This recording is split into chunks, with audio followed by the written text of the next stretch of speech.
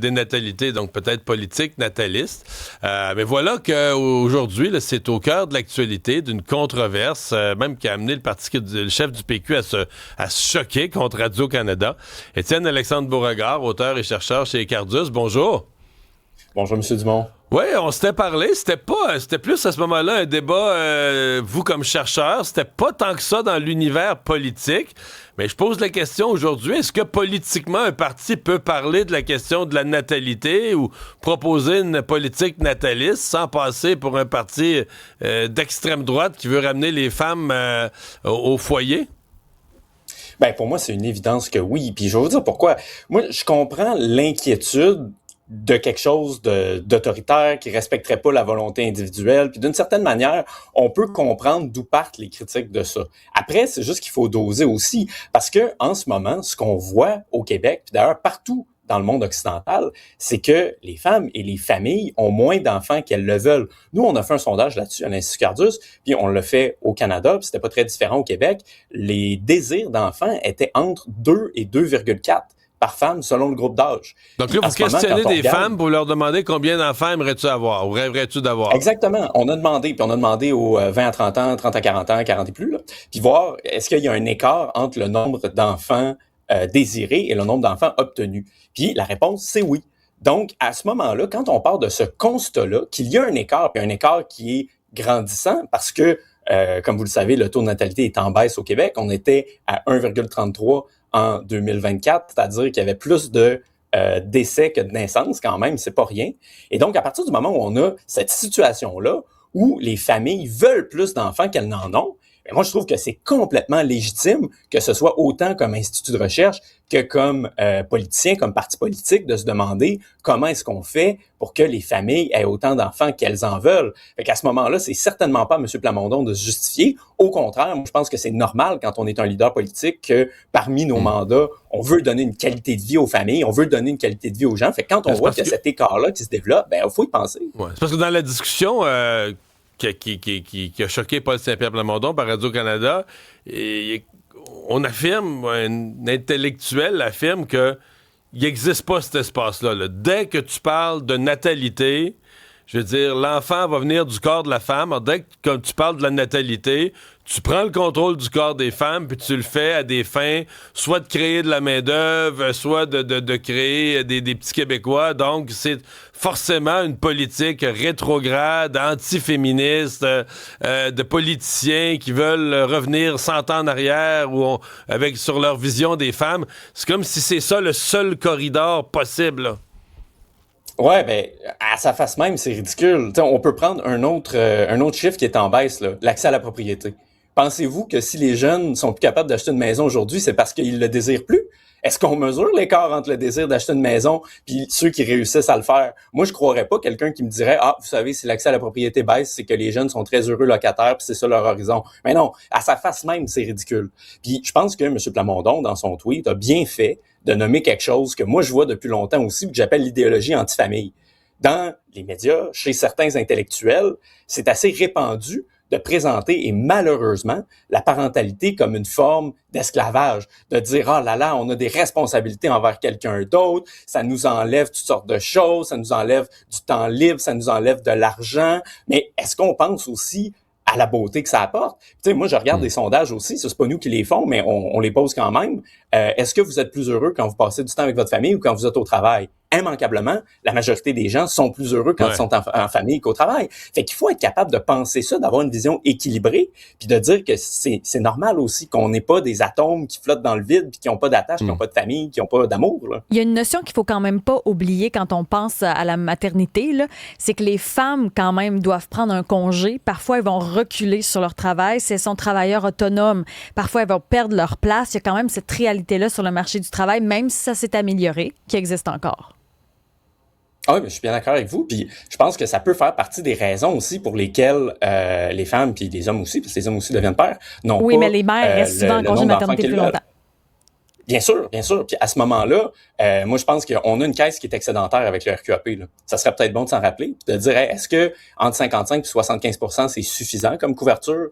Est-ce que la durée peut être revue? Est-ce qu'on peut être plus novateur aussi puis penser à ça? Parce que moi, je suis d'accord que le but des politiques familiales au Québec, puis ça, je pense que c'est quand même une réussite parce que quand on se compare par rapport à ailleurs, c'est quand même avantageux, c'est de dire comment on peut faire pour qu'il n'y ait plus de conflit entre le travail et la famille, qu'on soit capable de concilier les deux, mais sans dévaloriser la famille pour autant. Parce que moi, j'avoue, j'ai toujours un peu de misère quand on décrit la famille comme justement, comme je disais, comme une espèce d'esclavage, comme une espèce de servitude, comme si c'était pas quelque chose qui valait la peine d'être poursuivi. Là. Kim, elle, ce qu'elle dit par texto, pour sa part, elle, le manque de services en garderie a pesé dans la balance. Le retour au travail n'a pas été possible pour moi après. Ça a été très décourageant. C'est son propos par rapport à ça. Ben oui, je comprends. Moi, je pense que ça fait partie de tout ça. D'ailleurs, on pourrait en parler longtemps du système de garderie du Québec. Là. Moi, je m'explique mal pourquoi les parents, par exemple, qui attendent sur une liste d'attente ou qui font le choix de pas être dans un service de garde qui est reconnu, entre guillemets, ont aucun soutien du gouvernement. D'ailleurs, je sais que M. Dumont, c'est quelque chose que vous aviez proposé à une époque d'avoir un chèque pour les parents, pour que tous les parents soient couverts et aient un certain soutien du gouvernement. Bref, moi, je pense qu'il y a un espace pour innover. Je trouve ça très, très, très positif en ce moment qu'il y ait plusieurs partis qui réfléchissent à cette question-là. Comme je disais sur Twitter dernièrement, c'est pratiquement un consensus. Là. À part Québec solidaire, tous les partis ont reconnu qu'il y a un enjeu en ce moment, qu'on doit en faire plus pour aider ceux qui veulent devenir parents. Puis je pense que d'avoir au moins cette discussion-là, une fois qu'on fait le constat, après ça, c'est ça, les solutions financières, accès à la propriété, garderie, toutes les congés parentaux, toutes les discussions peuvent venir sur le comment ou les meilleurs moyens d'aider. Mais c'est parce que, à écouter la critique, c'est comme si on voulait obliger quelqu'un, là. C'est comme si on allait forcer, là, peut-être ça a déjà existé dans le passé, là, mais comme si on allait forcer certaines femmes à dire la conscription, là, t'as pas le choix. Je veux dire, sincèrement, il y a personne qui parle de ça, là. Une femme qui décide aujourd'hui, je veux pas d'enfant, ou un couple qui décide, je veux pas d'enfant. Je veux dire, autant il y a 4 partis qui reconnaissent le problème de la natalité, ces 4 partis-là reconnaissent la liberté de faire ce choix-là, puis il n'y a pas de problème. Personne qui va t'achaler si tu décides de faire un choix personnel de pas avoir d'enfant, là. Ben oui, vous avez raison. Par exemple, là, en fait, quand on a créé le régime québécois d'assurance parentale, on fait en sorte que ceux qui ont des enfants puissent prendre un congé rémunéré après pour s'occuper de leur enfant. Mais on conscrit personne à le faire. Il y a personne qui est obligé. C'est un programme qui est optionnel. Puis en fait, justement, si la caisse est excédentaire aujourd'hui, c'est parce qu'il n'y a pas assez de gens qui en prennent avantage par rapport à l'argent qu'il y a dedans. Mais effectivement, qu'il n'y a pas de politique autoritaire. Puis d'ailleurs, les politiques autoritaires sur la question nataliste les plus célèbres, en Chine, la politique de l'enfant unique, c'était pour forcer les gens à avoir moins d'enfants, pas en avoir plus. Bien, on va poursuivre la discussion avec nos auditeurs. Étienne Alexandre Beauregard, merci de nous avoir parlé. Ben, merci à vous, ça fait toujours plaisir. Avant d'aller en ligne, des commentaires, est-ce qu'on peut parler de ça? Est-ce que les gens sont prêts à entendre parler de politique nataliste? Ben, je pense que oui, mais tu vois, ça revient beaucoup. Là. Diane a dit, moi, je me suis occupée de mes 3 enfants, je suis retournée au travail après, mais j'ai perdu la possibilité d'avoir une carrière. Donc, c'est ça qui revient. Là. Je suis divorcée aujourd'hui, ça m'appauvrit le divorce. Evelyne, elle a peur du retour aux femmes à la maison. C'est ça, les craintes. Elle a craint ça. Ouais. Bon. Marc-André est en ligne. Bonjour, Marc-André. Hey, bon matin, tout le monde, ça va bien? Oui, ça va bien. Est-ce que vous pensez que c'est un sujet qui doit être abordé par les partis ou ça se fait pas de parler de politique nataliste? Ben, écoutez, absolument, oui. Puis regardez, moi, je suis un gars, là. Fait que tu sais que je suis pour dire, pour en faire aux femmes, mais en réalité, c'est pas comme si ça allait être un évêque, là, qui allait cogner à la porte de tout le monde puis dire, hey, toi, là, faut que tu aies 6 enfants. Non, c'est juste vraiment pour essayer d'aider les gens, parce que je veux dire, les couples, ils ont le droit d'avoir des enfants s'ils veulent donner le meilleur d'eux autres mêmes, puis donner une chance, faire donner une chance, puis je veux dire, c'est autant pour les femmes qu'aussi pour les couples homosexuels. S'ils veulent avoir des enfants, ben ça peut les aider aussi. Pourquoi pas? Je veux dire, c'est toute une question de choix en bout de ligne, là. Ouais. Pour vous, c'est un problème, la natalité a des taux records, parce que c'est les taux du Québec présentement et du Canada, c'est des records pour chez nous, puis c'est des records mondiaux. On a les plus bas taux de natalité à peu près qui existent. Là. C'est un problème ou pas? Ben, c'est ça, puis Ben, c'est un très gros problème. Je veux dire, comment est-ce qu'on va continuer votre show à un moment donné s'il n'y a plus personne pour vous écouter, là? Voyons donc. Il n'y aura plus personne pour le faire non plus. Marc-André, merci de nous avoir appelés. Au revoir. David est en ligne. Bonjour, David. Bonjour, M. Dumont, ça va bien? Oui, ça va bien. C'est un sujet qu'on peut aborder ou qu'on peut pas aborder? Ben moi, selon moi, c'est un sujet qu'on doit aborder en premier lieu parce que ça va dans ce sens. Le gouvernement de la CAQ a ajusté justement en juin dernier pour aider les familles pour le patrimoine. Donc, je pense que c'est la suite logique. De ne pas en parler, c'est de faire partie du problème.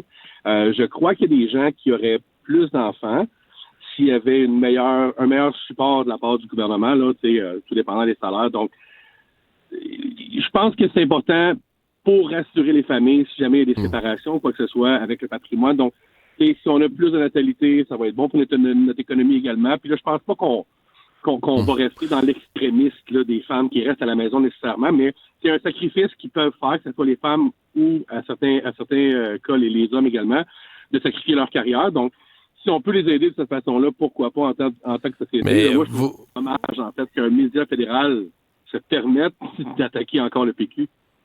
Ouais. Vous, dans le fond, dans les arguments, ce qui freine les familles dans votre esprit, c'est beaucoup économique. Là. C'est quoi? C'est le coût de la vie, l'accès à la propriété. Vous avez l'impression qu'il y a des facteurs économiques qui, présentement, font que des gens qui aimeraient avoir des enfants ou plus d'enfants mettent un frein? Bien, le côté économique crée un gros stress dans les familles. Je suis un papa monoparental moi-même, j'ai la garde de ma fille. Et tout est une question de salaire. Donc, on n'obtient pas beaucoup d'argent du gouvernement. Les garderies à 60 $ par jour, puis je sais qu'il y a des gens qui c'est beaucoup plus que ça. Donc, ça crée des problèmes financiers pour certaines familles et je suis certain que ça les freine également. Puis là, vient à ça d'autres problèmes de la vie. Donc, ils disent, on va avoir moins de problèmes, on aura moins d'enfants. L'économie, ça revient sur la messagerie. L'économie, ça revient. Hey, merci de nous avoir appelé, David. Au revoir. Sonia voit ça d'un bon œil. Elle dit une politique de natalité bien pensée ne dicte pas des choix personnels. Elle crée des conditions favorables en offrant des ressources concrètes. Il ne s'agit donc pas d'encourager la natalité à tout prix ni de restreindre la liberté des femmes, mais plutôt permettre à celles qui souhaitent fonder une famille de pouvoir le faire dignement. On a Valérie de maman, elle, qui reprend ça à l'inverse. Puis il y en a qui disent la carrière. Elle dit, moi, j'ai eu 5 enfants et j'aurais aimé pouvoir prendre plus de temps avec mes enfants. Là, je sais pas son âge, je sais pas si elle a profité des nouveaux congés parentaux ou pas. Là. Quelqu'un qui se demande pourquoi ce serait rétrograde pour les femmes. Plusieurs hommes aimeraient rester à la maison pour s'occuper des enfants. Je l'entends pas, celle-là. Mais ça existe de plus en plus, par contre, de pouvoir donner des mois de congé à son conjoint. Là, ça se peut. Là. Il y a plus de souplesse dans le programme maintenant là, d'assurance parentale. Il y a Maxime qui est en ligne. Bonjour, Maxime. Bonjour, ça va? Si je comprends bien, oui, ça va bien. Vous faites partie des statistiques de ceux qui disent il y a un écart entre les enfants que vous auriez aimé avoir et ceux que vous avez vraiment eus. Oui, un bon écart, mais d'un certain sens, pour les politiques familiales, regarde, moi, je serais pour, mais ce qui m'a empêché d'en faire, c'est...